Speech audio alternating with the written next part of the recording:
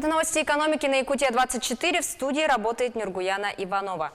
Рейтинговое агентство «Акра» планирует присвоить суверенный рейтинг России, а также другим государствам. Об этом сообщила пресс-служба агентства. Суверенный кредитный рейтинг – это инструмент оценки готовности государства своевременно и в полном объеме выполнять свои финансовые обязательства. Фактически представляет собой оценку вероятности дефолта. Отметим, что международные рейтинговые агентства Moody, Standard & Poor's и Fitch публикуют суверенный кредитный рейтинг России с осени 1996 года.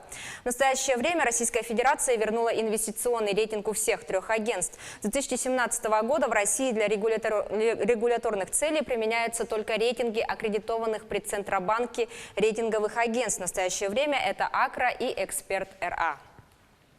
Центральный банк России усомнился в эффективности блокировки карт на 30 дней при подозрительных операциях. Предложение о блокировке банковских карт на срок до 30 дней при подозрительных транзакциях может быть неэффективным, поскольку мошенники, как правило, выводят украденные деньги в первые часы после перевода. В Центробанке отметили, что любые изменения законодательства возможны при условии оценки эффективности предлагаемых мер, но никаких данных и расчетов вместе с озвученным предложением предоставлено не было. Продолжительность жизни россиян увеличилась за полгода. Показатель ожидаемой продолжительности жизни россиян составляет около 74 лет. Это опережает планы правительства. Также удалось снизить младенческую смертность до уровня, который планировалось достичь в 2023 году.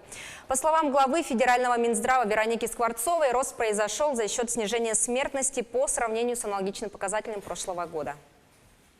Правительство Российской Федерации внесло на рассмотрение в Госдуму поправки в законодательство, регулирующее деятельность ломбардов в России. В частности, в проекте закона предлагается ввести ограничения по размеру предельного займа, а также указывается необходимость перерегистрации ломбардов в Банке России по новым правилам. Размер максимального займа не должен превышать оценочную стоимость заложенной вещи. Также повышается в 10 раз минимальная стоимость вещи, которую ломбард может продать только на открытых торгах.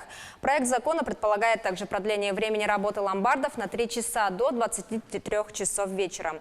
Сейчас ломбарды могут работать с 8 утра до 20 часов. Росстат назвал сферы деятельности с самыми высокими зарплатами. Самые высокие среднемесячные начисленные заработные платы работников в июне были зафиксированы в сфере добычи сырой нефти и природного газа. Согласно данным ведомства, в июне заработная плата в этой отрасли выросла в среднем на более чем 13% и составила 173 тысячи рублей. Самые низкие заработные платы оказались в сфере производства одежды, производства мебели, производства текстильных изделий. Представители индийских компаний находятся с визитом в Якутии. Они знакомятся с предприятиями горнодобывающей отрасли региона с целью рассмотреть перспективы сотрудничества. Как сообщили в агентстве Дальнего Востока по привлечению инвестиций и поддержке экспорта, в Якутии находятся представители Coal India Limited. Они осматривают производство и проводят встречи с руководством компаний Долгучан, Мечел и Колмар. Последний представляет особый интерес для индийских бизнесменов из-за налаженной удобной логистики. Угледобывающее предприятие может открыть новые перспективы для индийских металлургов, которые высказали желание диверсифицировать поставки угля и перестать зависеть от Австралии. Напомним, что в ходе проведения 5-го Восточного экономического форума агентство планирует подписать ряд соглашений и меморандумов с индийскими компаниями. Для индийских бизнесменов важно увидеть, что делают потенциальные российские партнеры на местах, и оценить перспективы заключения с ними соглашений по реализации совместных проектов. На этом у меня все. Оставайтесь в курсе экономических событий на Якутия-24.